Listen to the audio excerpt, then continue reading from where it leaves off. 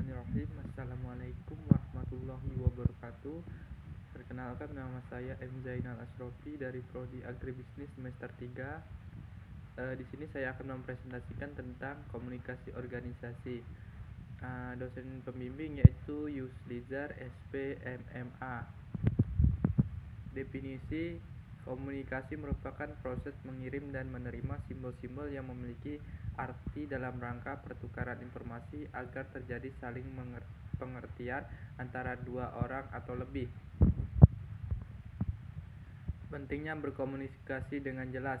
Komunikasi ada persyarat kehidupan manusia. Fakta: satu individu menghabiskan 70% dari waktu mereka untuk berkomunikasi, menulis, membaca, berbicara, mendengar. 2. Komunikasi yang buruk merupakan sumber konflik antar personal. 3. Sebuah ide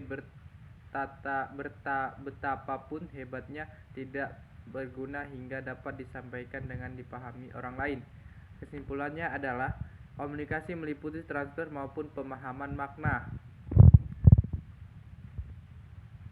Miskomunikasi yaitu komunikasi yang tidak berjalan dengan lancar dikarenakan pesan-pesan yang tidak sesuai dari yang telah disampaikan. Dari kesalahan ini komunikasi dapat yang mengakibatkan fatal, di mana misalnya si A menyampaikan kepada si B, tetapi misalnya si C yang menyampaikan tetapi tidak sesuai dengan apa yang telah disampaikan. Jadi di sini akibatnya akan menjadikan suatu komunikasi yang lebih fatal atau tidak berjalan dengan lancar.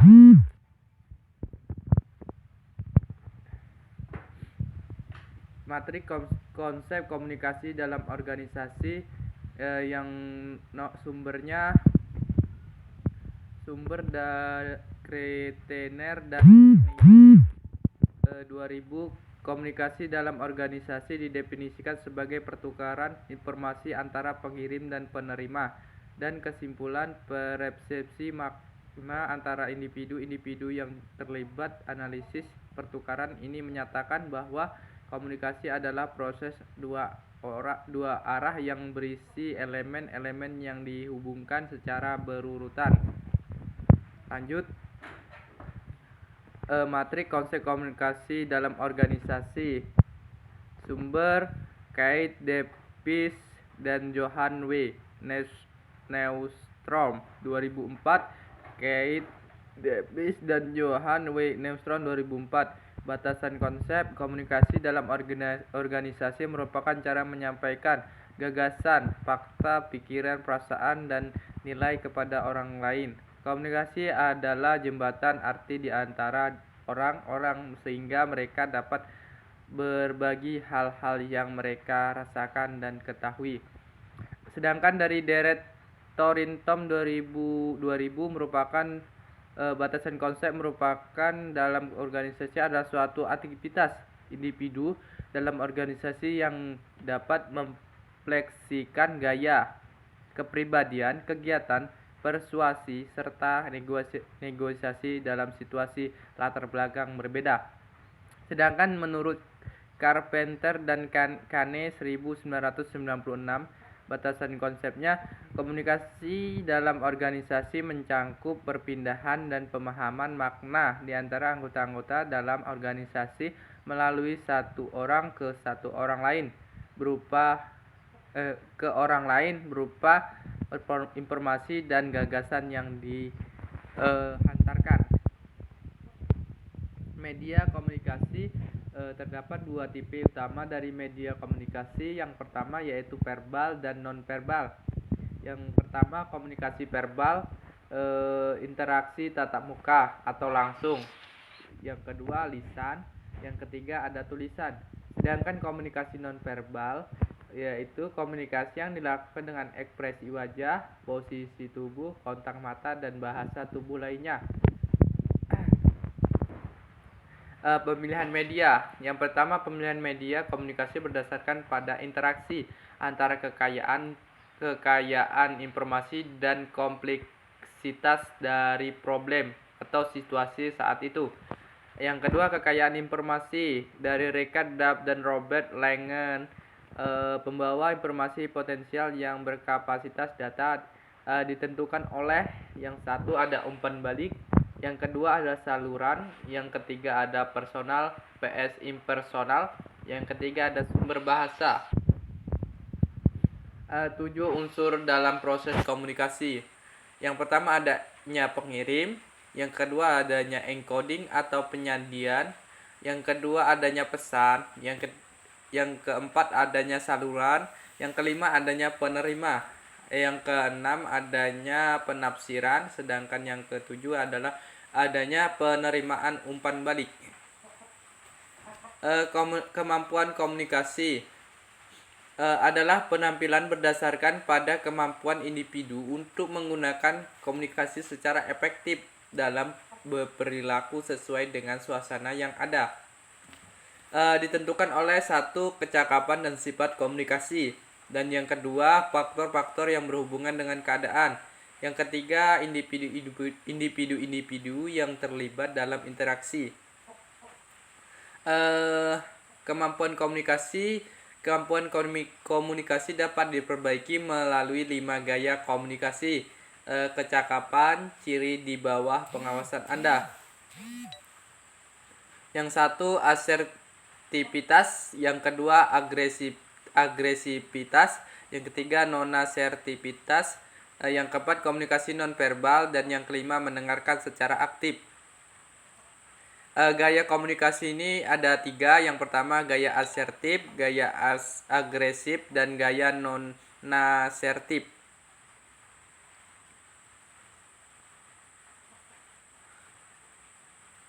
Kemampuan komunikasi manajer dapat diperbaiki dengan mencoba lebih asertif, yang dapat dicapai dengan menerapkan perilaku nonverbal dan verbal yang saling melengkapi dan menguatkan, yaitu dengan menggunakan kombinasi dari berbagai elemen-elemen.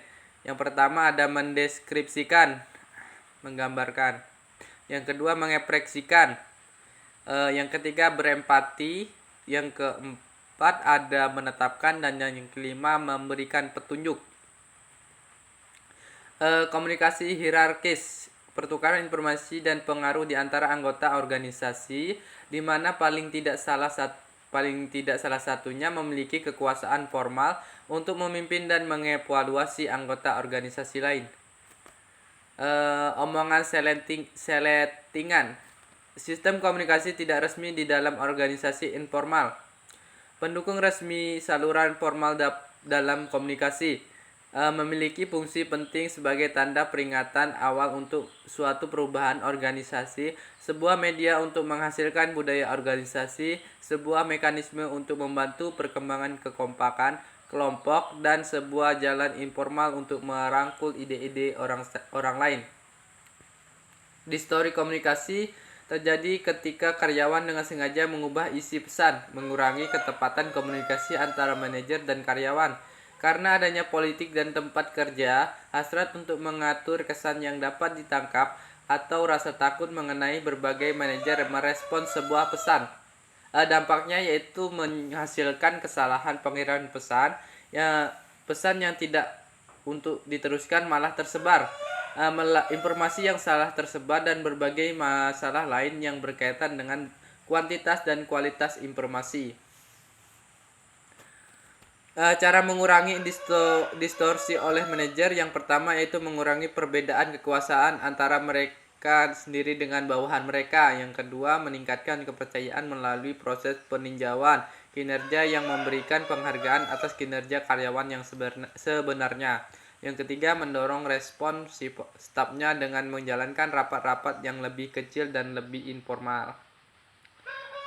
Komunikasi formal adalah pesan yang disebarkan berkaitan dengan pekerjaan resmi di dalam organisasi. Komunikasi mengikuti jalur hierarki dan organisasi. Komunikasi informal adalah pesan yang disebarkan tidak resmi, jauh di luar kegiatan informal dan organisasi. Komunikasi terpisah dari struktur formal dan tidak mengikuti rantai komando. Komunikasi yang efektif dan efisien. Yang pertama dari komunikasi dapat efektif jika persepsi yang diperoleh receiver sama dengan maksud pesan yang dikirimkan oleh sumber. Yang kedua, komunikasi yang efektif membawa pengetahuan ke dalam suatu organisasi dan menyebarkan dengan cepat kepada karyawan yang memerlukan informasi tersebut. Yang ketiga, komunikasi yang efisien adalah komunikasi yang tidak memakan waktu dan biaya yang minim. Hambatan komunikasi efektif, yang pertama hambatan proses, yang kedua hambatan pribadi, yang ketiga hambatan fisik, dan empat hambatan semantik. Arah komunikasi ada ke bawah, arah komunikasi ke atas, dan lateral horizontal. Contohnya seperti ke bawah yaitu instruksi, arahan, kerja, informasi, kebijakan, dan prosedur kerja. Yang ke atas yaitu feedback dan kuesioner. Yang ketiga lateral, contoh antara individu yang setara. Komunikasi antarpersonal, yang antarpersonal adanya lisan, tertulis, dan nonverbal. Komunikasi organisasi, yang pertama formal, jaringan rantai, jaringan roda, dan seluruh saluran. Komunikasi organisasi informal, berbantuan komputer, knowledge management. Berbantuan komputer ini adanya email, messaging, internet atau externet, video conference. Pemilihan saluran komunikasi, yang pertama adanya laporan formal, pidato yang direkam sebelumnya, kelompok kerja, pidato langsung, konferensi video.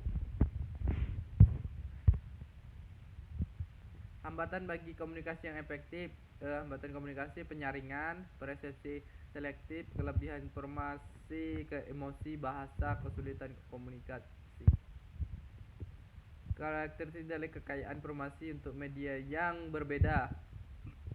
Kekayaan informasi adanya tinggi dan rendah. Yang media tetap muka langsung, telepon, tertulis, perorangan, tertulis, formal, numerik, normal.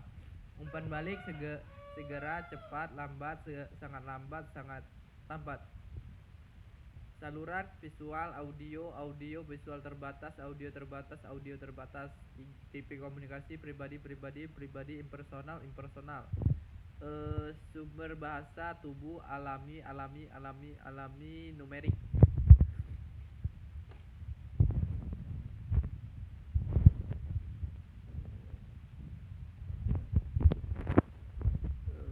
Mode pemahaman pendengar. Karakteristik pendengar, kemampuan membaca, prestasi akademik, kosakata, keterlibatan ego dengan pembicara atau pesan, kelelahan, gender, motivasi ekstrinsik, kemampuan untuk membuat catatan. Karakteristik pembicara, kecepatan berbicara, kefasihan berbicara pembicara, visibilitas pembicara, kredibilitas pembicara, sikap pembicara yang disukai. Pemahaman pendengar, karakteristik pesan tidak ambigu, suara yang aktif, pesan berisi pandangan yang serupa, dikonfirmasi atas harapan pendengar. Karakteristik lingkungan, temperatur, pengaturan tempat duduk, dan noise.